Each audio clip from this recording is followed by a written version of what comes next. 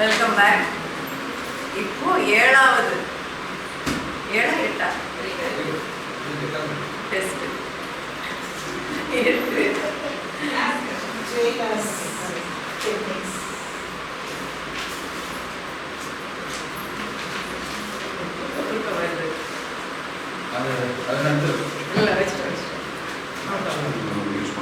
அதான் பண்ணல.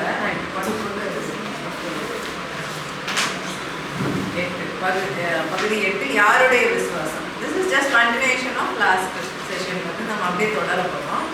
இப்போ வந்து பார்த்தோம் நேற்று இந்த ஃபர்ஸ்ட் செஷனில் என்ன பார்த்தோம்னா விசுவாசத்தில் சுகமளிக்கிறத பற்றி பார்க்குறோம். விசுவாசத்தில் சுகமளிப்பது வந்து யூஸ்வலாக அதிகாரத்தில் சுகமளிப்பதும் அதுவும் ஒன்றா இருக்கும். சரிங்களா? அப்போ விசுவாசத்தில் நம்ம சுகமளிக்கணும். நம்ம விசுவாசத்தில் சுகமளிக்கிறதா யாருடைய விசுவாசம் அப்படிங்கிறதா. இப்போ நம்ம 3 பேர் ஆண்டவர் ஏசுவாமி அப்ரிஷியேட் பண்ணார். 3 பேருடைய விசுவாசத்தை அவர் யூஸ் பண்ணார், பிரேஸ் பண்ணார். நம்ம பார்த்தோம் இல்லைங்களா? இப்போ அவங்களுக்கு விசுவாசம் இல்லைன்னா வேற யாருடைய விசுவாசத்தில் நம்ம பண்ணலாம் அப்படிங்கிறது நம்ம கவனிக்கிறது. ஆண்டவருடைய இந்த ஒவ்வொரு இதுலேயும் பார்த்தீங்கன்னா ஒவ்வொரு ஜீசஸுடைய ஹீலிங்லேயும் நம்ம பொதுவாக இந்த விதமாக நோட்டீஸ் பண்ணி நம்ம நோட் பண்ணி வச்சிங்கன்னா ஒவ்வொரு சுச்சுவேஷன்லையும் சுகமளிப்பவர் யார் பாருங்களேன். அந்த அடுத்த பக்கத்தில் போய் பார்த்து இந்த 7ல் 8ல் பேஜ் 61, 62, 63லலாம் பார்த்து உங்களுக்கு என்ன நம்பர் தெரியல இருக்கு கரெக்டாக.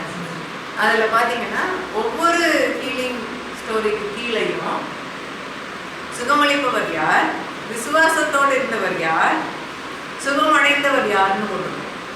இப்போ நம்ம யவீருவின் மகள்ங்கிறது ஸ்டார்ட் ஆகுது பார்த்தீங்களா? 61 செஷன் 8ல் இருக்கும். யாருடைய விசுவாசம் அப்படின்னு பார்க்கும்போது இந்த ஒவ்வொரு கதையிலையும் விசுவாசம் யார் இருக்குன்னு விசுவாசத்தை இப்போ பார்க்குறோம். சுகமளிப்பவர் இயேசுவின் காலத்தில் சுகமளித்தவர் யாரு? Holi spirit, Jesus. பிசிக்கலாக அங்கே இருந்து ஹீல் பண்ணுறது ஜீசஸ் தான் இல்லையா? இப்போ வந்து நான் இப்போ ஜெபம் பண்ணுறேன், நீங்கள் யாரோ ஒருத்தருக்கு ஜெபம் பண்ணுறீங்க. மோன் ஃபிலாசபர் ஜெபம் பண்ணார், இல்லை அவர் மீட்டிங்கை கேட்டுட்டு பிள்ளைங்க அப்பாவுக்கு வச்சு ஹீல் ஆகுது இல்லையா? ஸோ இதில் சுகம் அளிப்பவர் யார் அப்படின்னு பார்த்தோம்னா யாராவது ஒரு. ஆனால் இந்த ஜீசஸுடைய அக்கௌண்ட்ஸில் 4 காஸ்பலில் நம்ம பார்க்கறது இல்லை. ஏன்னா அதே இது அப்போஸ்தலர் நடவடிக்கைகளில் பேதுரு பண்ணது இருக்குது, பவுல் பண்ணது இருக்குது. இதில் வந்து யார் பண்ணா? பிலிப் பண்ணது இருக்குது. இதில் யார் பண்ணா அப்படின்னு பார்த்தா எப்போதுமே ஆன்சர் வந்து சுகமளிப்பவர் யார்? இயேசு தான். ஏன்னா பரிசுத்த ஆவியானவர் அவரிடத்தில் மட்டும்தான் இருந்தார். அந்த பவர், அந்த வல்லமை, இயற்கைக்கு அப்பாற்பட்ட வல்லமையும் அதிகாரமும் அவரிடத்தில் மட்டும்தான் இருந்தது. அவர் தான் செய்தார். ஆனால் அதே இது பார்த்தீங்கன்னா அதிகாரத்தை அவர் தன்னுடைய அதிகாரத்தை கொடுத்து 12 பேர் அனுப்பியிருப்பாரு. 70 10ல் 70 பேர் அனுப்பியிருப்பாரு. மத்தேயு 10ல் 10 பேர் 12 பேர் அனுப்பியிருப்பாரு. அவங்க செய்திருப்பாங்க, செய்ய முடிந்தது. ஆனால் அப்போ அதிகாரம் யாருக்கிட்டையும் இல்லை. அப்பவும் ஏசாமிகிட்ட மட்டும்தான் இருந்தது. அவர் தன்னுடைய அதிகாரத்தை கொடுத்து நீங்கள் போய் செஞ்சுட்டு வாங்கன்னு சொன்னார். ஒரு குறுகிய கால அனுபவத்துக்கு ட்ரைனிங் பீரியட் அவங்கள அனுப்பி அந்த ஒரு ஈவெண்ட்டுக்கு மட்டும் அவங்களுக்கு அந்த அத்தாரிட்டியோட போயிட்டு வந்திருப்பாங்க. ஸோ அதை எக்ஸசைஸ் பண்ணுறதுக்கு அவங்களுக்கு சொல்லிக் கொடுக்குறாரு, ப்ராக்டிஸ் பண்ணுறாரு, ட்ரைனிங் கொடுக்குறாரு. ஸோ அப்படி பண்ணியிருந்திருப்பாரு. ஸோ ஆனால் யார் எப்போ எல்லா சுகமளிப்போர் அனுபவங்கள்லையும் சுகமளிப்பவர் எப்போதுமே இயேசு தான். ஆனால் விசுவாசத்தோடு இருந்தவர் யாருங்கிறது ஒவ்வொரு இதுலையும் பார்த்தீங்கன்னா மாறிக்கிட்டே இருக்கும். ஸோ இப்போ பார்ப்போமே, அவங்க கொடுத்துருக்குற அந்த நமக்கு இந்த கதைகள் தெரிஞ்சதுனால டீட்டெயில்ஸ் படிக்காமல் சில இதை மட்டும் படிக்கலாம். மார்க் 5, 22, 24 அந்த இடத்துக்கு போங்க. யவீருவின் மகள் அவளுடைய இதில் பாருங்க, சுகம் அளிப்பவர் யாரு? பின்னாடி நம்ம கொடுத்துருக்கோம்ல அந்த செலக்ஷன். இயேசு சுகம் அளிப்பவர். விசுவாசத்தோட இருந்தவர் அந்த இடத்துல யாரு? யவீர் தான். ஏன்னா அவர் தான் வந்து கேட்பார், அவர் தானே வந்திருப்பார். ஏசாமிகிட்ட வந்து கேட்கறது, எனக்கு என் மகளுக்காக வாங்க வீட்டுக்கு வாங்கன்னு சொல்றது அவர். சுகம் அடைந்தவர் யாரு? மகள். அவர் ஆக்சுவலாக இறந்து போனவங்கள உயிரோட எழுப்பியிருப்பார் இல்லையா? இப்போ இறந்து போறவங்களை எழுப்புறதும் சுகமளிப்பதும் சேம் தான். அவங்க என்ன இது அந்த லைஃப் பாடியிலேருந்து வெளியே போயிட்டு திரும்ப வந்து பட் சேம் ப்ராசஸ், விசுவாசத்தின் வழியாக தான் அதுவும் வருது. ஸோ அதே விதமாக நடக்குது. ரெண்டாவது பாருங்களேன், பெரும்பாலுள்ள ஸ்திரீ. இதுல இந்த கதையில அவ தன்னுடைய நான் மனசுல நிர்ணயம் பண்ணியிருப்பா இல்லையா, நான் இவரோட வஸ்திர தொங்கலை நான் தொட்டேன்னா தொட்ட மாத்திரத்துல நான் சுகமாவேன்னு சொல்லிட்டு அவ முயற்சி பண்ணி ஒளிஞ்சு ஏன்னா அது உடன்படிக்கை பிரகாரம் அது தப்பு, அவங்க எங்கேயும் யாரையும் தொடக்கூடாது, தீட்டு. ஆனா அவ போறா, கூட்டத்துக்குள்ள போய் ஒளிஞ்சு நின்று பின்னாடி இருந்து நான் வஸ்திர தொங்கலையாச்சும் தொட்டுட்டேன்னா சுகமாவேன்னு சொல்லி அவ பெற்றுக்கொள்றான். இந்த இடத்துல விசுவாசத்தோட இருந்தவர் யாரு பாருங்க, ஸ்திரீ தான் விசுவாசம். ஏன்னா ஏசு சாமிக்கு அது தெரியவே தெரியாது. அப்ப அவருடைய விசுவாசத்தை அவரு அதை செயல்படுத்தி இருப்பாருன்றதுக்கு அடையாளமே இல்லை, நமக்கு கொடுத்த அக்கௌண்ட் பிரகாரம் இல்லவே இல்லை. அது மட்டும் இல்லை, அவர் எனக்கு தெரியலன்றதை யாருன்னு கேட்கிறாரு. தான் கிட்ட இருந்து வல்லமை புறப்பட்டது மட்டும் அவருக்கு தெரிஞ்சிருக்கு. அது எப்படி தெரிஞ்சிருக்கும் தெரியல நம்மளுக்கு. பரிசுத்த ஆவியானவர் சொல்லப்படல, எப்படி தெரிஞ்சிச்சுன்னு நமக்கு சொல்லப்படல. இயேசு ஆனவர் கூட பரிசுத்த ஆவியின் வரங்களில் கிரியை செய்தார். ஆனா அவர் வரங்கள்ல எப்படி கிரியை செய்யணும்லாம் சொல்லிலாம் கொடுக்கல, அவர் செஞ்சு காட்டினார். அவங்களுக்கு ப்ராக்டிஸ் செஷன் அனுப்பி ட்ரைனிங் கொடுத்தாரு. என்னை பார்த்தீங்களா நான் எப்படி பண்ணுறது, நீங்கள் போய் பண்ணுங்க, அதிகாரத்தை கொடுக்குறோம் போய் பண்ணுங்கன்னு சொல்லி பண்ண வச்சார். அதுதான் டிசைபிள்ஷிப் இல்லையா, சீஷத்துவம் பண்ணி அப்படிதான் பண்ணாரு. ஆனா இப்படி டீச்சிங் ட்ரைனிங்லாம் இந்த மாதிரிலாம் பண்ணல அவர். ஆனா அது அந்த இடத்துல அதெல்லாம் சொல்லப்படாததுனால நமக்கு தெரியல. ஆனா பொதுவா நம்ம புரிஞ்சு கொள்ளலாம், அவர் இயற்கைக்கு அப்பாற்பட்ட காரியங்களை செய்யும் போது எப்படி நம்ம இந்த காலத்துல நமக்கு அந்த சில ஞானம் எப்படி வருதுன்னா, பரிசுத்த ஆவியின் அபிஷேகத்துல நம்ம கிரியை செய்யறப்ப வரங்களினால நமக்கு சொல்லுவார். சில நேரத்துல விதவிதமா ஒவ்வொரு முறையும் சில நேரம் நம்ம எதிர்பார்க்க விதமா நமக்கு சில காரியம் நமக்கு ஐடியாஸ் வரும். அந்த வரங்கள்ல நம்ம ஆப்ரேட் பண்றதுனால அந்த விதமா அவருக்கு வல்லமை புறப்பட்டது தெரியும். இதை நீங்க சில நேரத்துல சில பேர் சொல்லுவாங்க, இது ஒரு ஊழியக்காரர் சொல்றதை வச்சு கேட்டு அதே விதமா இவங்களுக்கு கேட்கிறவங்களுக்கு விசுவாசன்றதால அதே செய்க நடக்கும். சில பேர் சொல்லுவாங்க கையில சூடு வருதுன்னு. அப்போ வாட் இஸ் தட்? பரிசுத்த ஆவியானவர் அந்த மூலமா உந்துதல் கொடுக்குறாரு. He is giving a hint. பண்ணுன்னு சொல்றாரு. ஏன்னா அவருக்கு தெரியும் நம்மளோட ஹார்ட், இருதயம் தெரியும். இவருக்கு பண்ணணும்னு ஆசை, எனக்கும் பண்ணணும் ஆசை, நம்ம ரெண்டு பேரும் பண்ணணும்னு இருக்கோம். ஆனா இது எப்படி பண்ணணும்னு தெரியல, இருக்கு எப்போ பண்ணணும்னு தெரியல. ஸோ இவர் கொஞ்சம் மோட்டிவேஷன் கொடுக்குறாரு. நம்ம எப்படி பிள்ளைங்களை நம்ம குத்தி காட்டுவோம்ல, இண்டிகேஷன் கொடுப்போம்ல, ஏதாவது ஒரு நேரத்துல ஹிண்ட் அடிச்சா இது பண்ணக்கா நீ பண்ணணும்னு சொல்லி அந்த மாதிரி நமக்கு இண்டிகேஷன்ல ஒண்ணு அது வந்ததுன்னா அதை வச்சு அப்போ யாருக்கும் அதை இங்கே பண்ண முடியும். ஒரு தடவை ஃபர்ஸ்ட் அனுபவம் வந்தவங்களுக்கு அதே வச்சு பண்ணிக்கிட்டு இருக்கோம். ஆனா ஒரு நாள்ல இது ட்ரைனிங்க்கு தான் இது நடக்கும். ஒரு நாள்ல அது இல்லாம போகும். அது இல்லாமையும் பண்ண லெவலுக்கு நம்ம வந்துடுவோம். இது ட்ரைனிங்க்கு எப்படி சைக்கிள் ஓட்டுறப்ப ட்ரைனிங்காக ட்ரைனிங் வீல்ஸ் அட்டாச் பண்ணுவாங்க பார்த்தீங்களா, அதை மாதிரி ஸ்விம்மிங்க்கு அந்த ஒரு ஸ்விம்மிங் கற்றுக்க போயிருந்தீங்கன்னா அந்த ஒரு டியூப் ஒன்று கொடுத்து ஃபஸ்ட்டு கொஞ்சம் சேஃப்டிக்காக கொஞ்ச நாள் அதை கொடுத்துருப்பாங்க ஹெல்ப்புக்கு. அதுக்கப்புறம் அதை வச்சே கற்றுக்க முடியுமா, நான் செய்ய முடியுமா, ட்ரைனிங்னு சொல்லவே ரோட்டில் போயிட்டு இருக்க முடியுமா சைக்கிளில். ஒரு நாள் அதை எடுத்துருவோம் இல்லையா. இப்போ இதுக்கு வந்துருச்சு, தைரியம் வந்துருச்சுன்னு போது எடுத்துருவோம். அது மாதிரி ஒரு நாள் அதை எடுத்துருவார். பெரிய பெரிய ஊழியக்காரர்களே இதை குறித்து பேசியிருக்காங்க. நான் எனக்கு தெரிஞ்சு ஞாபகத்தில் கெனத் ஹேகின் அவருடைய அமெரிக்காவில் அவருடைய புக்கில் அவருடைய சொன்னதில் எப்படி நம்ம தினகரன் தன்னுடைய விஷன்ஸ்ன்னு சொல்லி போட்டிருப்பார் கடைசி காலத்தில் ஒரு டீச்சிங். அது மாதிரி கெனத் தன்னுடைய எண்டு காலத்தில் கொஞ்சம் ஒரு டீச்சிங் பண்ணியிருப்பார். அது ஒரு புக் இருக்குது. அதில் அவர் ஒரு அனுபவத்தை இந்த மாதிரி சொல்லுவார். எப்படி அவர் துவக்க காலத்தில் பண்ணும்போது ஆண்டவர் இவர் விசுவாசத்தில் இவருக்கு பயங்கர ஹீலிங் நடந்திருக்கு. அப்படிதான் அவர் வந்தார். விசுவாசத்தை குறித்து அதிகமாக சொல்லி கொடுத்துருக்காரு எல்லாமே. ஆனால் ஒரு பீரியட்ல அவர் சொல்லுவார், அவர் யாராவது ஜெபம் பண்ண வரும்போது இவர் அவங்களுக்காக ஜெபம் பண்ண முனைகிறப்ப ஸ்டார்ட் பண்ணுறப்போமே சில நேரத்தில் ஆண்டவர் ஒரு முறை ஆண்டவர் ஒருத்தருடைய கழுத்து வலியும். அப்போ ஒரு பிசாசு இவர் கண்ணு ஆவிக்குரிய கண்ணு திறக்கப்பட்டு ஒரு ஸ்பிரிட் இங்கே உட்காந்துக்கிட்டு அவனை போட்டு தொந்தரவு பண்ணுறதை இவர் பார்க்குறாரு. அப்போ ஒரு ஈவில் ஸ்பிரிட்டு அப்படி பண்ணுறதை இவர் பார்த்த உடனே அதை தெரிஞ்ச உடனே இவருக்கு உடனே ஒரு ஆங்காரமா ஜீசஸ் கோன் அவர் அது தெரிஞ்சு அந்த நாலேஜ் இவருக்கு இல்லை. ஃபர்ஸ்ட் இல்லைன்னும் போது நம்ம எப்படி பண்ணுறதுன்றது நமக்கு ஹிண்ட் கிடைக்காது சில நேரம். ஸோ அது ஸ்டார்டிங்கில் ஒரு தடவை பார்த்தாரு. அப்போ வலியை உண்டாக்குறதெல்லாம் பிசாசா அப்படின்னு அப்பதான் அவருக்கு அந்த ஒரு அனுபவத்தை வச்சு எல்லா நேரமும் வலியை உண்டாக்குறது பிசாசா இருக்காம இருக்கலாம். பட் அந்த மாதிரி ஆண்டவர் காட்டினதுனால இவருக்கு அந்த இது அதே மாதிரி அந்த ஒரு 3 மாசமோ 1 வருஷமோ சொல்வாரு. அந்த பீரியட்ல அவருக்கு இந்த மாதிரி அநேக தரம் ஜபத்துக்கு வர்றவங்களுக்கு ஆண்டவர் இப்படி காட்டுவாராம், மனக்கண்ணை திறந்து காட்டுவாராம். இவர் ஈவல் ஸ்பிரிட்ஸ் பார்ப்பாராம். பார்த்த உடனே இன்னும் கொஞ்சம் ஸ்பிரிட்டை பார்த்த உடனே ஹவு டேர் யூ அப்படின்னு சொல்லிட்டு இவர் அதிகமாக ஒரு ஃபோர்ஸோட அவர் கமெண்ட் பண்ணவும் அது ஓடிடுவோம். ஓடினவன் அவங்களுக்கு பெயின் போயிடும். ஸோ இதை வந்து இவர் ஒரு ஃபேஸில் இருந்துச்சுன்னா அவரே சொல்கிறாரு, ஒரு ஃபேஸில் அது போயிடுச்சு. ஏன்னா பை நாவ் இவருக்கு புரிஞ்சிருச்சு எப்படி பண்ணணும்னு. இவர் பார்க்காமே அப்படிதான் இருக்கும் அப்படின்னு சொல்ற பேசிஸ்ல இவர் வந்து விடாம யாருக்கு வலி வந்தாலும் வலி ஆண்டவர் கொடுக்க மாட்டார். வலிக்காக தான் வந்து தன்னுடைய முதுக காட்டினவராச்சே. அவர் வலியை அவருடைய தழும்புகளால நம்ம குணமாக்குறோம்னு இருக்கு ஆல்ரெடி. ஸோ அதனால தைரியமா அதுக்கப்புறம் அது ஞாபகம் வரும். அனுபவத்தை வச்சு நம்ம எப்போதுமே அனுபவத்தை விட வார்த்தையை வச்சு நம்ம அதை மனசுல நினைக்கும் போதே நம்ம விசுவாசம் துள்ளும்.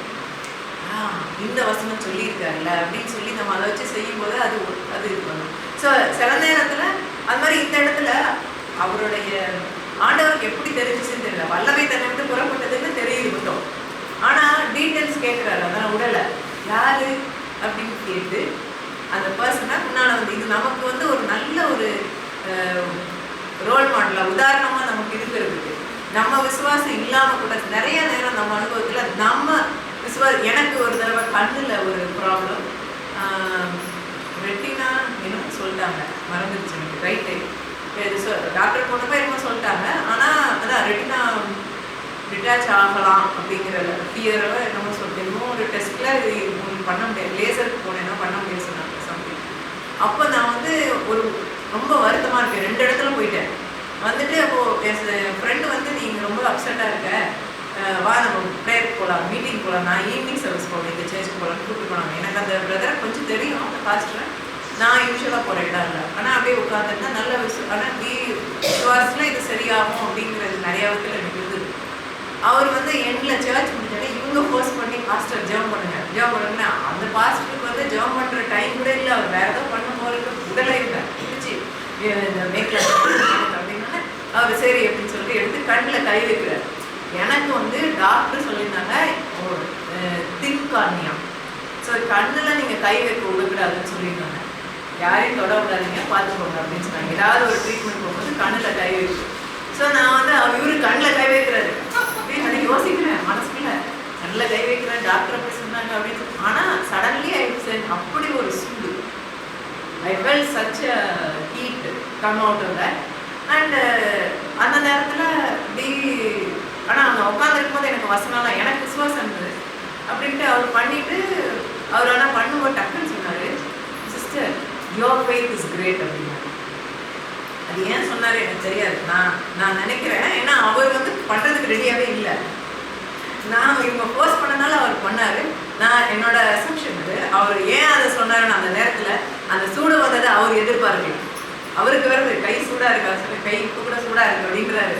ஆனால் சூடு வந்து எனக்கு வீட்டுக்கு போகிற வரைக்கும் அந்த சூடு இருந்துகிட்டே இருந்தது. நான் காரில் உட்காந்து சொல்கிறேன், ஸ்டில் ஃபீலிங் ஹார்ட்னு சொல்கிறாங்க கண்ணில் மட்டும்.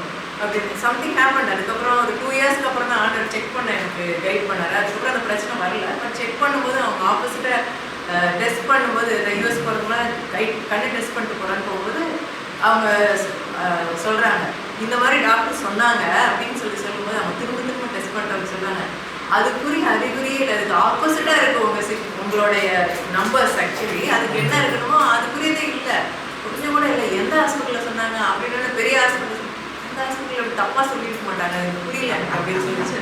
அதனால அந்த இது வந்து அப்போ விசுவாசம் அன்னைக்கு நான் நினைக்கிறது அந்த சுச்சுவேஷனில் என்னுடைய விசுவாசம் இட் ஃபுல்லு.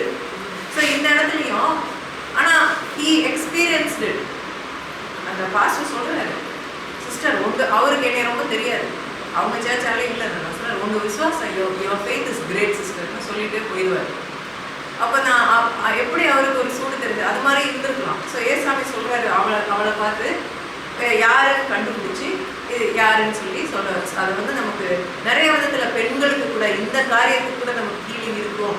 ஒரு பெரும்பாடு அது வந்து வெக்கப்பட்டு வெளியில சொல்லாத பெண்களுடைய எல்லா காரியத்துக்கும் ஆண்டவர் வந்து கரிசனை உள்ளவராக இருக்காரு, மனதிற்கம் கொண்டாருங்கிற காட்டுறது கூட இருக்கலாம். இதை வெளியே கொண்டு வந்து சொல்ல வச்சது.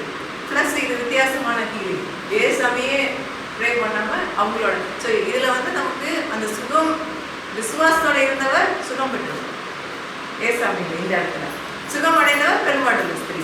இப்போ அடுத்த இடத்துல பாருங்க, கானான ஸ்திரீ. இப்போதான் படிச்சோம்ல, கானான ஸ்திரீ மகள். இந்த இடத்துல யாருடைய விசுவாசம்? இயேசு சுகமளிப்பவர். எல்லா இடத்துலையும் இயேசு தான். விசுவாசத்தோட இருந்தவர் யாரு? கானானிய ஸ்திரீ. சுகமடைந்தவர் யாரு? அவருடைய மகள். அப்போ ஒருத்தர் இன்னொருத்தருக்காக வந்து விசுவாசம் பெறலாம். நம்ம விசுவாசத்துல இன்னொருத்தர் பெறலாம். இல்ல மூணாவது ஆள். இதுல மூணு பேர் இன்வால்வ் ஆகிறாங்க. நம்ம மூலமா வந்தவங்களோட விசுவாசம். இப்போ நீங்க கேட்டீங்கல்ல அந்த கண்ணு ப்ரீவியஸ் கதை, 2 குருடர் வரும்போது, அப்ப யாருடைய விசுவாசம் அங்க இருந்துச்சுன்னு அப்ரிஷியேட் பண்ணாரு? அந்த குருடர் இருக்கிற விசுவாசம். அவங்களே அவங்களோட விசுவாசம் வச்சிருந்தாங்க. இந்த இடத்துல அந்த பெண்ணுக்கு ஒண்ணுமே தெரியாது. 12 வயசு பிள்ளை, சின்ன பிள்ளை, தெரியாது. ஆனா அவங்க அம்மாவுடைய விசுவாசம் கிரேட். அவ விசுவாசத்துல மகளுக்கு பெற்றுக் கொடுக்குறார். ஆனா அந்த இடத்துல ஏசாமி தன்னுடைய விசுவாசத்தை குறித்து சொல்லல. உன்னுடைய விசுவாசப்படி ஆகுதுன்னு சொல்லி அனுப்புவார். அதனால இதுல விசுவாசம் இருந்தது. ஏசாமியும் இருந்திருக்கலாம், பிளஸ் 2 பேர் வந்துக்கலாம். ஆனா யார் விசுவாசமா இருந்தாங்கன்றது மாறிக்கிட்டே இருக்கு ஒவ்வொரு கதையிலன்றத காட்டுறேன். அடுத்த இடத்துல பாருங்க, நாயுது விதவை மகள். இது ஒரு விசேஷமான காரியம். இதுல சுகமளிப்பவர் இயேசு, மனதிற்கும் இயேசு. யாரு வந்து விசுவாசத்தோட இருந்தது? ஏசாமி மட்டும்தான். சீஷர்களோ யாருமே வந்து அந்த ஃபியூனரல் இது போறதை பார்த்துட்டு யாருமே வந்து இந்த இடத்துல இவர் ஹெல்ப் பண்ண முடியும்னு நினைக்கவும் இல்லை, கேட்கவும் இல்லை. அந்த ஐடியா காட்டே வரல. முடிஞ்சிருச்சு, போறா, ஐயோ பாவம், அவ்வளோதான். எல்லாரும் அவ அழுகிறா. ஆனா ஏசாமி அந்த இடத்துல வந்து நம்ம எதா பண்ணலாம்?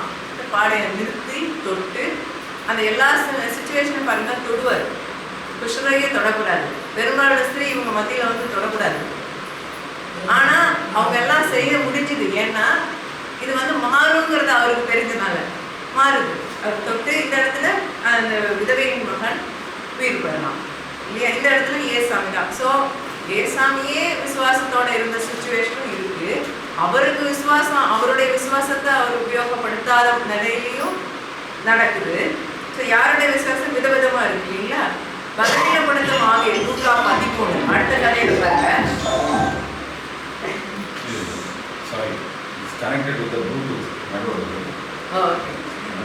பலவீனப்படுத்தும் ஆகியை கொண்ட ஸ்திரீ லூக்கா 10. இதுல வந்து சுகமளிப்பவர். இந்த கதையை வேணா படிப்போமா? நம்ம இதுக்கு முன்னால இது பார்க்காங்கல்ல. ஒரு ஓய்வு நாளிலே லூக்கா 13:10 ஜெபாலயத்தில் போதகம் பண்ணி கொண்டிருந்தார். அப்பொழுது 18 வருஷமாய் பலவீனப்படுத்தும் ஆவியை கொண்ட ஒரு ஸ்திரீ அங்கே இருந்தாள். அவள் எவ்வளவு நிமிரக்கூடாத கூனியாய் இருந்தாள். இயேசு அவளை கண்டு தமிழத்தில் அழைத்து, ஸ்திரீயே, உன் பலவீனத்திற்கு விடுதலையாக்கப்பட்டாய் என்று சொல்லி அவள் மேல் தமது கைகளை வைத்தார். உடனே அவள் நிமிர்ந்து தேவனை மகிமைப்படுத்தினாள். ஓய்வு நாள் சொஸ்தமானால இதெல்லாம் பின்னாடி வரும். சரி, இந்த இடத்துல நான் ஒரு விசேஷமா ஒரு காரியம் காட்ட பிரியப்படுறேன். பாருங்க, 11 அவளுக்கு என்ன இருந்தா 18 வருஷமா பலவீனப்படுத்தும் ஆவி. இதான் இங்கிலீஷ்ல ஸ்பிரிட் ஆஃப் இன்ஃபார்மிட்டின்னு சொல்லுவாங்க. ஓகே, நம்ம இன்ஃபார்மிட்டிங்கிற வேர்டே வந்து முந்தி காலத்துல அந்த வேர்டு இங்கிலீஷ்ல இன்ஃபார்மிட்டினாலே ஹாஸ்பிட்டல் இன்ஃபார்மரி. இன்ஃபார்மிட்டின்ற வேர்டை வச்சு இங்கிலீஷ் இந்த வேர்டை வச்சு தே கால்ட் ஹாஸ்பிட்டல்ஸ் இன்ஃபார்மரி அந்த வேர்டே இருக்கும். அப்போ அது ஸோ கனெக்டட் டு சிக்னஸ். பலவீனப்படுத்துகிற ஆவி, அது சிக்னஸோட கனெக்டட். சிக்னஸை உருவாக்குற ஆவி அவளுக்கு இருந்தது. அப்போ இந்த ஆவி வந்து இஸ் இட் பொசஷன்? அவளை வந்து ஆட்கொண்டு இருக்கா, இல்லை அவளை அஃபெக்ட் பண்ணியிருக்கா? இந்த டிகிரிஸ் ஆவி டெலிவரன்ஸ்க்கு நம்ம வந்து ஈவில் ஸ்பிரிட்டுவால இவங்க தொல்லையில் இருக்காங்கன்னா எந்த லெவலில் இருக்காங்கன்னு புரிஞ்சு கொள்ளணும்லாம் நம்ம நினைப்போம். தேவையில்லை. அதிகாரத்தை நம்ம செலுத்தணும் அந்த ஆவியின் மேலே. அது எந்த நிலைமையாக இருந்தாலும் நம்ம செலுத்தலாம். அதில் ரொம்ப அனாலிசிஸ் பண்ணணும்னு தேவையில்லைங்கிறத இந்த இதில் பாருங்களேன். இது வந்து சிக்னஸ் தானே, பூனியாக இருக்காங்க, பார்த்தாலே தெரியுது அது ஒரு வியாதி அப்படின்னு நம்ம சொல்லுவோம். இன்னைக்கு அது ரொமட்டாய்டு ஆர்த்ரைட்டிஸ் சொல்லுவோம். நம்ம ஊரில் நிறைய இருக்கு. வாதம்னு சொல்லுவாங்க. நிறைய பேருக்கு உண்டு ஆர்த்ரைட்டிஸில் ஜாயிண்ட் அஃபெக்ட் ஆகி டிஃபார்மிட்டிக்கு வந்துடுவாங்க. இந்த கூனி இருக்கிறவங்க நான் நிறைய பார்த்துருக்கேன் நம்ம ஊரில். அப்போ அந்த ஆவியை கொண்ட ஸ்திரீ அங்கே இருந்தார். அவள் எவ்வளவும் நிமிரக்கூடாத கூனியாக இருந்தாள். 18 வருஷம் அஃபெக்ட் ஆகி லாங் டேர்மில் தான் இந்த லெவலுக்கு வருவாங்க. இனிஷியலி அப்படி இருக்க மாட்டாங்க, போக போக அப்படி ஆயிடும். இயேசு அவளை கண்டு தம்மிடத்தில் அழைத்து, ஸ்திரீயே, உன் பலவீனத்து என்று விடுதலையாக்கப்பட்டாய் என்று சொல்லி அவள் மேல் தன் கைகளை வைத்தார். சொல்றாரு, கையையும் வைக்கிறாரு. சரியா? அந்த அப்போ இது ஒரு ஆவின்னு சொல்றோம். அப்போ சொன்ன மாத்திரத்துல சரியாயிரும்ல, கையை வைக்கணும்னு அவசியம் இல்லை. ஸோ மோஸ்ட் லைக்லி அவருடைய ஆக்ஷனை வச்சு நம்ம புரிஞ்சுக்கலாம். Maybe it needed restoration of bone. Years together இருந்தப்ப சில நேரம் வந்து ஃபிசிக்கல் டேமேஜும் ஆயிருக்கும். ஸோ அதுக்கு உயிர் பெற்று அவங்க ஹீலிங் பெறவும் வேண்டியிருக்கலாம். ஸோ நம்ம ப்ராக்சிமிட்டியில் இருந்தோம்னா கையும் வைக்கலாம். வச்சு அவளை உடனே அவள் நிமிர்கிறாள். உடனே அவளால் முடியுது. ஏன்னா அவர் சொல்லி கையை வச்சு அவளுக்கு நீ விடுதலை ஆக்கப்பட்டாய் என்று அவளுக்கு உற்சாகத்தை கொடுக்குறாரு. சொல்றாரு, முடிஞ்சிருச்சு, விடுதலை ஆயிட்ட அப்படின்னு சொல்லிட்டு கையை வச்சுட்டு சொன்ன உடனே அவன் நிமிர்றான். நிமிர் தேவனை மகிமைப்படுத்துகிறார். ஸோ இது இமீடியட் ஹீலிங் பார்க்குறோம். ஆனால் இந்த இடத்துல அந்த ஸ்பிரிட் ஆஃப் இன்ஃபார்மிட்டிங்கிறது சிக்னஸை குறிக்குதுங்கிறத ஞாபகம் வச்சுக்கோங்க. அநேக நேரத்தில் மக்கள் எப்படி நம்ம அதை கவனிப்போம்னா, ஸ்பிரிட்னா வேற விதமாக பண்ணணும், சிக்னஸ்னா வேற விதமாக, ரெண்டையும் ஒரே விதமாக தான் பண்ணுறாங்க. வித்தியாசமே இல்லை. அதிகாரத்தை செலுத்துறாரு, இட்ஸ் அ சிக்னஸ். சிக்னஸ்க்கு பின்னாடி, எல்லா சிக்னஸ்க்கு பின்னாடி ஒரு ஆவி இருக்குன்றதை நம்ம ஒரு அண்டர்ஸ்டாண்ட் பண்ணிக்கணும் இவர் பண்ண விஷயத்தை வச்சு. அதனால யூஸ்வலாக இதை தவறுன்னு சொல்ல மாட்டேன். இதை ஒரு விதமாகவே புரிஞ்சுக்கிட்டு ஸ்பிரிட் ஆஃப் இன்ஃபார்மிட்டினா இன்னும் வித்தியாசமாக பண்ணணும்னு நினைக்கிறாங்க அப்படின்னு இல்லை. எல்லாருக்கும் ஒரே விதமாக தான் பண்ணாருன்றதை கவனிச்சுக்கோங்க. ஸோ இந்த இடத்துல அவர் இந்த இடத்துல யாருக்கு விசுவாசம் இருந்தது? ஏசாமிக்கு இருந்தது. விசுவாசத்தோட இருந்தவர் அவர் தான், சுகமடைச்சவர் அவர் தான். அந்த ஸ்திரீ விடுதலையும் பெற்றுக்கொண்டார். இன்னொன்று கூட ஏசு எல்லாரையும் சுகமாக்கினான்னு போட்டிருக்கு. அந்த இடத்துலலாம் கூட கொண்டு வந்தவர்கள் எல்லாரும் பெற்றாங்கன்னு இருக்கு. அவர் தன்னுடைய விசுவாசனால பண்ணாருன்னு இருக்கும். இது ஜென்ரலாக குரூப்பாக கொடுத்துருப்பாங்க. வேண்டுமென்று சொந்தமாக வேண்டும் என்றவர்கள் எல்லாரும் பெற்றாங்கன்னு இருக்கும். லூக்கா 9:10-11 கூட பாருங்க. அப்போஸ்தலர் திரும்பி தாங்கள் செய்த யாவையும் அவருக்கு விவரித்து சொன்னார்கள். அப்பொழுது அவர் அவர்களை கூட்டிக் கொண்டு தனித்திருக்கும்படி பெத்சாய்தா என்னும் பட்டணத்துக்கு சேர்ந்த வனாந்தரமான ஒரு இடத்துக்கு போனார். தனியா போறாரு. அந்த ஜனங்கள் அதை அறிந்து அவர் முன்னே போனார்கள். அவர்களை அவர் ஏற்றுக்கொண்டு தேவனுடைய ராஜ்யத்தை குறித்து அவர்களுடனே பேசி சொஸ்தமடைய வேண்டும் என்று இருந்தவர்களை சுத்தமாக்கினார். யார் இதுல சுத்தம் பெற்றாங்க? யாருக்கெல்லாம் வேணும்னு இருந்தாங்களோ, இட்ஸ் லைக் அன் ஓப்பன் கால்ல யார் வேணும் இல்லை, இந்த இதுக்கு இந்த டைம்ல, இந்த இதுக்கு இந்த டைம்ல எல்லாம் இல்லை, யார் வேணுமோ. ஸோ இங்கேயும் சுகமளித்தவர் இயேசு, விசுவாசத்தோட இருந்தும் இயேசு தான். இந்த இடத்துல அவங்களுக்கு விசுவாசம் இருந்தது, ஒரு விதத்துல விசுவாசம் இருந்திருக்கலாம். ஏன்னா கூட்டம் வந்தாங்க, அவங்க விசுவாசம் இருந்திருக்கலாம். ஆனா அவர் செய்தாருன்ற அவரை ஏற்றுக்கொண்டு அவர் செய்தாருன்னு நம்ம கொடுத்துருக்கப்பட்டதுனால பொதுவாக நம்ம அப்படி எடுத்துக்கலாம். சுகமடைந்தவங்க யாருக்கெல்லாம் தேவைன்னா எல்லாருமே சுகம் கொடுக்குறாங்க. மல்டிபிள் பீப்புள் காட்டு அப்படிங்கிறது. அதனால இதை வச்சு நம்ம இந்த இத்தனை படிச்சதை வச்சு ஒரு கன்க்ளூஷன் வரலாம். என்னன்னா, யாருடைய விசுவாசம் அப்படின்னு பார்க்கும்போது யாராவது ஒருத்தருக்கு விசுவாசம் இருந்தா ஆவியானவருடைய வல்லமை செயல்பட முடியும். இது எப்படின்னா, திரும்ப அந்த ஆதியில ஆண்டவர் யாருக்கு அதிகாரத்தை கொடுத்திருக்காரு இந்த உலகத்துல? மனுஷன். அவர் தான் கிரியை சிருஷ்டித்தார். அவரோட தான். he owns this earth but he gave it to man. மனிதனுக்கு கொடுத்திருக்கார். அதனால மனிதனுக்கு தான் அதிகாரம் இருக்கு. அதுக்குள்ள அவர் தலையிட மாட்டார். நம்ம கூப்பிட்டாதான், நம்ம செஞ்சாதான் அவர் செய்ய முடியும். ஸோ யாராவது ஒரு மனிதனுக்கு விசுவாசம் வேணும், ஒருத்தருக்கு இருந்தா போதும். அது நீங்களும் நானுமா இருக்கிறத தான் நம்ம வாஞ்சிக்கணும் இல்லையா? அவங்க சுகவீனமா இருக்கவங்களுக்கு ஆசைதான், அவங்களுக்கு தெரியல. சுகம் பெறணும்னு இன்னொருத்தர் மூணாவது வராங்க, அவங்களுக்கு பெரிய விசுவாசத்துக்கு இவ்வளவு தூரம் வராங்க. ஆனா அவங்களுக்கு பெற்றுக்கொள்றது கூட ஒருவேளை விசுவாசம் இல்லாம இருக்கலாம். பொதுவான விசுவாசம், அந்த கடுகளவு விசுவாசம் தான். இல்லைன்னா விசுவாசம் இருக்கிறது, அந்த மேனிஃபெஸ்டேஷனை பார்த்தோம்னா, அந்த சிக்னஸ் பண்ற வேலையை பார்க்கும்போது சில நேரம் ஆடிடும். நடக்குமா நடக்குமா அப்படின்னு கொஞ்சம் ஆடிடலாம். ஆனா அதெல்லாம் நம்ம யூஸ் பண்ண வேண்டாம். இருந்தா நல்லது, இல்லைன்னாலும் நம்ம விசுவாசத்தை வச்சு நம்ம செய்ய முடியுன்ற முயற்சிக்கணும். அதுதான் நம்ம பார்க்க முடியும். ஏசாமி அதை தான் பண்ணாங்க.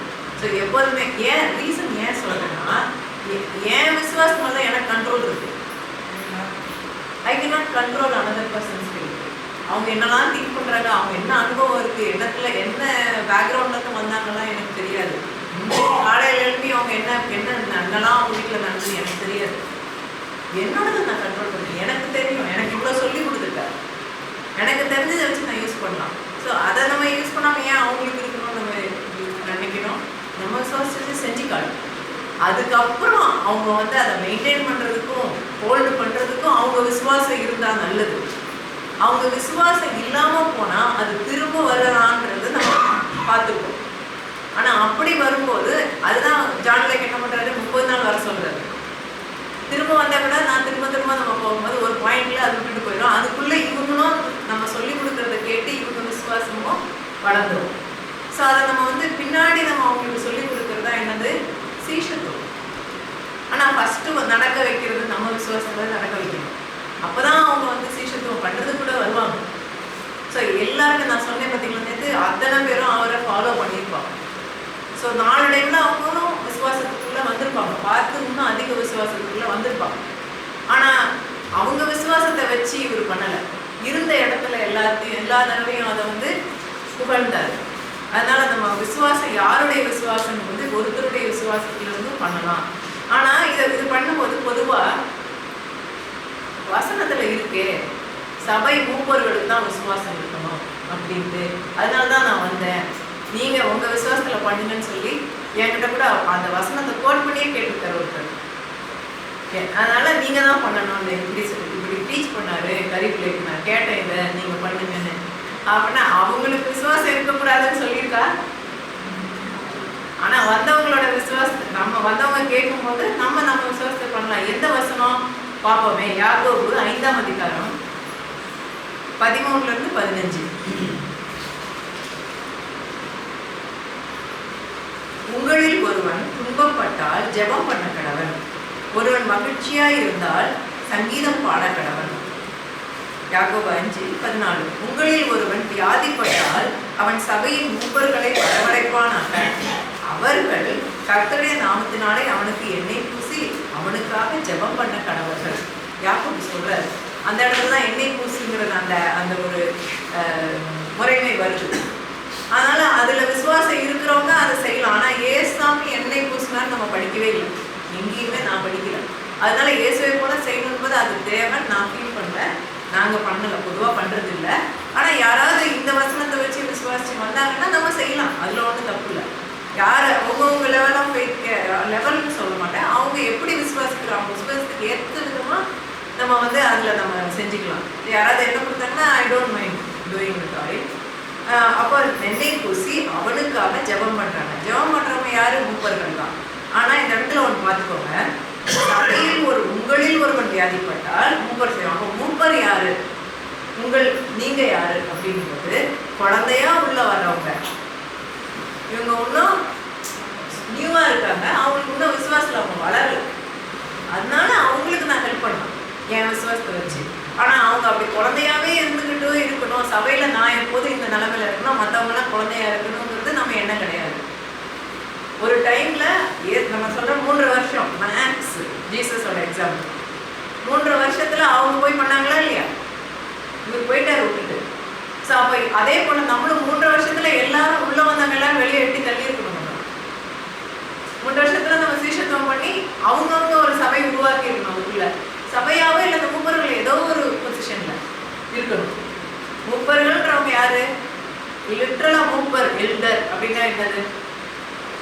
எக்ஸ்பீரியன்ஸ் இல்லையா? வயசு இல்லை, வயசு மட்டும் கிடையாது, கிறிஸ்துவுக்குள்ள வயசு, அனுபவம். எத்தனை வருஷம்? அந்த 20 வருஷம் வந்து இன்னும் பேபியாவே இருக்கவங்களும் இருப்பாங்க. 3 வருஷத்துல மூப்பர் ஆகிற தலைமைக்கு அது யார்கிட்ட இருக்கு? அழைப்பு எல்லாருக்கும் ஒரே விதமாக கொடுத்துருக்காரு.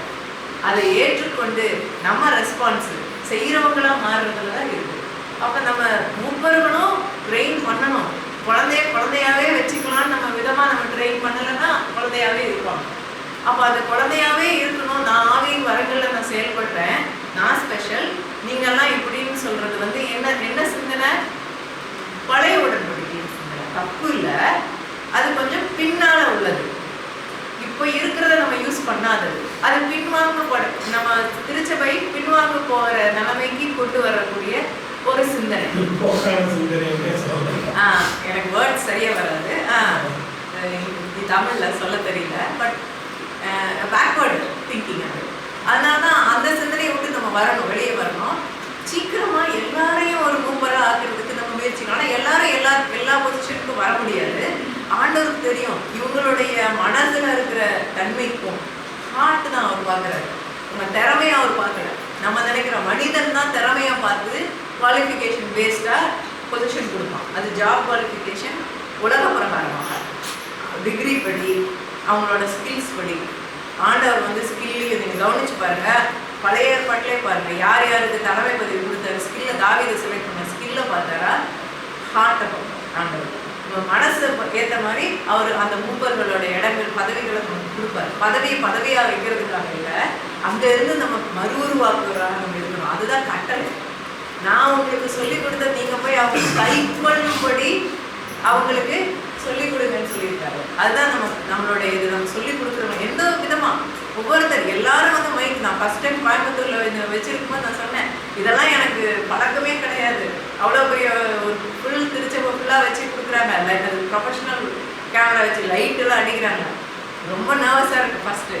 ஆனால் நான் அதெல்லாம் இல்லை, நான் சொல்ல போகிறதுல இருந்த சக்தியில், நான் வல்லமையில் எனக்கு இருக்க வாஞ்சையில் இது உண்மை, இதை நான் உங்களுக்கெல்லாம் சொல்லிக் கொடுக்கணும்னு எனக்கு அடக்க முடியாத ஒரு தாகத்தில் நான் இதை செய்கிறேன். எனக்கு இது வந்து ரொம்ப கஷ்டம்.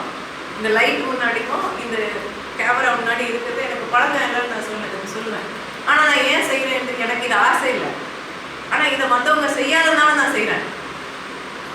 என்னைக்கு நிறைய பேர் இதை செய்ய ஆரம்பிச்சிட்டாங்களோ அப்போ என்னோட ப்ரிஃபரன்ஸ் நான் ஒவ்வொருத்தருக்கும் ஒவ்வொருத்தராக நான் செஞ்சு இஷ்டப்படுவேன். எனக்கு ஸ்க்ரீனுக்கு பின்னால் ஒளியதான் ஆசை. அந்த மாதிரி நானாக 10 பேருக்கு செய்கிறதுக்கு எனக்கு இஷ்டம், 100 பேருக்கு செய்ய இஷ்டம் இல்லைன்னு சொன்னேன். ஆனால் செய்யாத பட்டியலில் தேவை இருக்கு. ஆனால் ஆண்டவர் என்னை அன்னைக்கு செய்ய வைச்சார். அன்னைக்குலேருந்து இன்னைக்கு விதவிதமாக செய்ய வைக்கிறேன்னா அவர் இருதயத்தை பார்க்கறது. இவங்களோட ஹார்ட்டை பார்த்து அந்த ஊபரில் அந்த 5 பொசிஷனில் ஒவ்வொருத்தருக்கும் ஒரு பொசிஷனை கொடுக்குறாரு. ஆனால் எல்லாரும் வரணும், அதில் குழந்தையாவே இருக்க முடியாது. அதனால இந்த இடத்துல மூப்பர்கள் ஜெபம் பண்ணுவாங்க, அதனால நான் போவேன்னா நான் குழந்தையாவே இருக்கிறேன்னு பிடிவாத பிடிக்கிறவங்க தான். உண்மையாவே குழந்தையா இருப்பாங்க, அவங்களுக்கு நம்ம ஹெல்ப் பண்ணணும். அவங்களுக்கு தெரியாது. நம்ம கண்டிப்பாக புதுசாக இருக்கிறவங்கள பிசாசு ஏமாத்திட்டு இருப்பான். அவங்க பழைய நிலைமைனால உள்ளே வந்திருப்போம், அவங்க மேலே அட்டாச் இருக்கும். இதை நம்ம ஹெல்ப் பண்ணணும். அவங்களுக்கு நம்ம விசுவாசத்தை வச்சு கண்டிப்பாக நம்ம செய்யணும். அந்த வசனம் அதுக்கு தான் சொல்லப்படுதுன்றதை அவங்களுக்கு சொல்லி காட்டுறேன். சரிங்களா? சரி, யாராவது அதனால மொத்தத்தில் இதோட கன்க்ளூஷன் என்னன்னா, யாராவது ஒருத்தருக்கு விசுவாசம் தான் போதும், எல்லாரும் விசுவாசத்தில் இருக்கணும். இதுல ஒரு பாயிண்ட்ல லாஸ்ட்ல ஒரு பாயிண்ட் வருது பாருங்க. சுகமளிப்பு ஒரு அடையாளம் வெகுமதி அல்ல அப்படிங்கும் போது எப்படின்னா,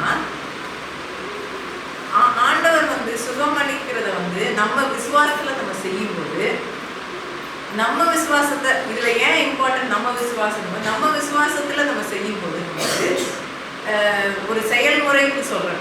பொதுவா பார்த்தீங்கன்னா மீட்டிங்லனா ஹீலிங் சர்வீஸ் லாஸ்டா, ஹீலிங் மீட்டிங் லாஸ்ட்டில். ஏன்னா ஹீலிங்க்கு வரணும்னா முதல்ல நீங்கள் மெசேஜை கேட்கணும். கேட்டுட்டு உங்கள் விசுவாசம் பில்ட் ஆன பிறகு நம்ம அப்புறம் செஞ்சால் தான் நல்லா ஆப்ரேட் ஆகும்னு சொல்லி ப்ரிஃபர் பண்ணுவாங்க, யூஸ்வலாக பண்ணுவாங்க. ஆனால் நம்ம ஏசாமியோட ஹீலிங்ஸ் நீங்கள் கவனிக்கும் போது அவர் அந்த மாதிரி பண்ணலை. அவர் ஹீலிங்கை கேள்விப்பட்டு அவங்க கூட்டம் வரும். ஆனால் அவர் செஞ்சப்பெல்லாம் வந்து கூட்டம் சேர்ந்த பிறகு தான் செய்யணுன்னே பார்க்க மாட்டார். அவர் எந்த சூழ்நிலையில ஒரு நடைமுறை வாழ்க்கை நடைமுறையிலேயே வாழும்போதே என்கவுண்டர் பண்ற எல்லாரையும் எல்லா சூழ்நிலையும் பண்ணிட்டு இருப்பார். இவரே தேடியும் போறாரு இல்லை அந்த பெதஸ்தா குளத்துல. சில இடத்துல இவரே போவார், சில இடத்துல அது போற வழியில அந்த எக்ஸலன்ட் இருக்கிறப்ப பெதஸ்தா குளத்துக்கிட்ட அந்த சிச்சுவேஷனை பார்த்துட்டு அதை செய்வார். ஒவ்வொரு சூழ்நிலைக்கு ஏற்ற மாதிரி செய்வார். அப்படியே எல்லா நேரமும் பிரசங்கத்தை கேட்ட பிறகுதான் ஹீலிங்னு செய்ய மாட்டார். மோஸ்ட்லி பார்த்தீங்கன்னா ஹீலிங்னால கூட்டம் வரும், அதுக்கப்புறம் வந்து அந்த கூட்டத்தை வச்சு அவர் பிரசங்கம் பண்ணுவார். முக்காவாசி நேரம் அந்த மாதிரி தான் இருக்கிற மாதிரி தான் இருக்கும். ஆனால் கூட்டத்துக்கும் பிரசங்கமும் பண்ணியிருக்காரு. பிரசங்கமும் பண்ணணும், கூட்டம் வரும்போது பண்ணுவார். ஆனால் இது பண்ணாதான் அது பண்ணணும் அப்படின்னா அது எந்த பேசிஸில் வருதுன்னா, அவங்க விசுவாசத்தை நம்ம டிபெண்ட் பண்ணுறதா இருந்தால் தான் நம்ம அதை பண்ணணும். ஆனால் அதே நேரத்தில் நம்ம சொன்னோம், நம்ம விசுவாசத்தை நம்ம முதல்ல பண்ணிடலாம், அப்புறம் அவங்க அதை கீப் அப் பண்ணுறதுக்காக சில நேரம் அவங்க விசுவாசத்தையே நம்ம வளர்க்க வேண்டியிருக்கணும். அது ஆனால் டிபெண்ட் ஆன் த சிச்சுவேஷன். யாராவது வழியில் இருக்காங்கன்னா முதல்ல நம்ம ஜெபம் பண்ணிடலாம். அவங்க வழியில ஃப்ரீ ஆகிட்டு அவங்க உட்காந்து நல்லாவே கேட்கலாம் இல்லையா, வழியிலேயே உட்காந்து கேட்கணும். ஸோ அந்த மாதிரி நம்ம வந்து சூழ்நிலைக்கு அவங்க விசுவாசத்தை டிபெண்ட் பண்ணலைன்னா நம்ம இதை நீங்கள் சரியாக புரிஞ்சுக்கிட்டீங்கன்னா நம்ம அந்த ஒரு சூழ்நிலைக்கு வரமாட்டோம். எந்த நேரத்துலையும் எப்பவும் ரெடியாக இருப்போம். அதில் தான் ஃபாஸ்டிங் வேணும், உபவாசிக்கணுங்கிற கண்டிஷனை நம்ம டிபெண்ட் பண்ண வேண்டாம். இன்றைக்கு யாருக்காவது வேணும்னா நான் பாஸ் பண்ணி 3 நாள் கழிச்சு தான் நம்ம விடுதலை கொடுக்கணுமா? தேவையில்லை. ஏசாமி என்னைக்கு மறிச்சார்? 2000 வருஷத்துக்கு முன்னாடி விடுதலை பெற்றுக்கொண்டார். அந்த சிலுவையின் பிரதிபலிப்பாக தானே நம்ம இன்னைக்கு பண்ண முடியும், அதிகாரம் செலுத்த முடியும். அப்போ அதுக்கு வெயிட் பண்ண வேண்டாமே. அப்போ எதுக்காகவும் வெயிட் பண்ணணும்? அவங்க பிரசங்கம் கேட்ட பிறகு சொல்கிறது ஜெனரலாக தேவை இருக்குது. ஆனால் பிரசங்கம் கேட்டு எல்லாருக்கும் நம்ம சாட்சி கேட்டு இதெல்லாம் கேட்டு எல்லாருக்கும் விசுவாசம் நல்லா இருக்கிறது நல்லது. ஏன்னா அவங்க இழக்காமல் இருக்கிறதுக்கு அது உதவி செய்யும். ஸோ அதனால் அதை கண்டிப்பாக செய்யணும், அது இருக்கும். ஆனால் பிரசங்கத்தோட டைமிங்க்கும் அதுக்கும் தேவையில்லைங்கிறது நம்ம விசுவாசத்தை மட்டும் டிபெண்ட் பண்ணால் எல்லாருக்கும் நீங்கள் பார்க்கலாம். இதெல்லாம் நீங்கள் மேனுவல் வச்சுருந்தீங்கன்னா ஜஸ்ட் ஒரு சஜஷன். இந்த டாபிக்கோட கொஸ்டின் நம்பர் பின்னால் கேள்வி பதில்கள் இருக்குது. கொஸ்டின் நம்பர் 3 ஒன்று இருக்கும், 3. அதை வந்து இதோட கனெக்டடுங்கிறது யாருக்காவது அது நீங்கள் படித்து சில நேரம் மறந்துடுவீங்க, கொஸ்டின் ஆன்சர் பார்க்க மாட்டோம். அதில் என்ன சொல்லப்பட்டிருக்குன்னா பார்த்தீங்கன்னா பேஜ் நம்பர் சொல்லுங்கள். ஏன் பேஜ் நம்பர் மாறும்? இங்கிலீஷும் தமிழும் சேமாக தான் இருக்கும். உங்கள் பெரிய மேனன்ஸில் இருந்து ரொம்ப பழசு வேறு நம்பர் 3ல் லாஸ்ட்டில் இருக்கு. சிவமணி பக்கத்து கேள்வி பதில்கள் பேஜ் நம்பர் சொல்லுங்கள். 178. இங்கிலீஷும் தமிழும் சேம் மாதிரி இதான் பண்ணியிருக்கோம். சுகம் பெற நோய்வாய்ப்பட்டவரே விசுவாசிப்பது அவசியமா? இப்போ நீங்கள் இன்னைக்கு கேட்டீங்கல்ல, இதுக்கு ஆன்சர் என்ன சொல்லுவீங்க? அவசியமா? நோய்வாய்ப்பட்டவருக்கு விசுவாசம் இருக்கணுமா?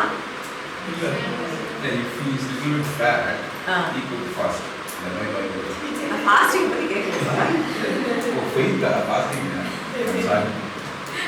அதே சுகம் பெற நோய்வாய்ப்பட்டவரே விசுவாசிப்பது அவசியமா? அவசியம் இல்லை. ஆனா அதே நேரம் என்ன சொன்னோம்? இருந்தா நல்லது. அதை நம்ம வர்த்திக்கணும், ஹெல்ப் பண்ணணும், help them grow in it. நம்மளும் அதை வந்து ஆண்டவர் வந்து அதை வந்து அப்ரிஷியேட் பண்ணுறாரு, மெச்சிக்கொள்றாரு, புகழலாம். விசுவாசம் இருக்கிறதுன்னு படித்தா ரொம்ப நம்ம அப்ரிஷியேட் பண்ணலாம். எனக்கு அந்த பாஸ்டர் சொல்லிட்டு போனாரு, அது மாதிரி நம்ம சொல்லலாம், உங்கள் விசுவாசம் கிரேட் அப்படின்னு, யூ ஹேவ் கிரேட் ஃபெய்த் அப்படின்னு நம்ம சொல்லலாம். ஆண்டவர் சொன்னார், அவங்கள அப்ரிஷியேட் பண்ணலாம், என்கரேஜ் பண்ணலாம்.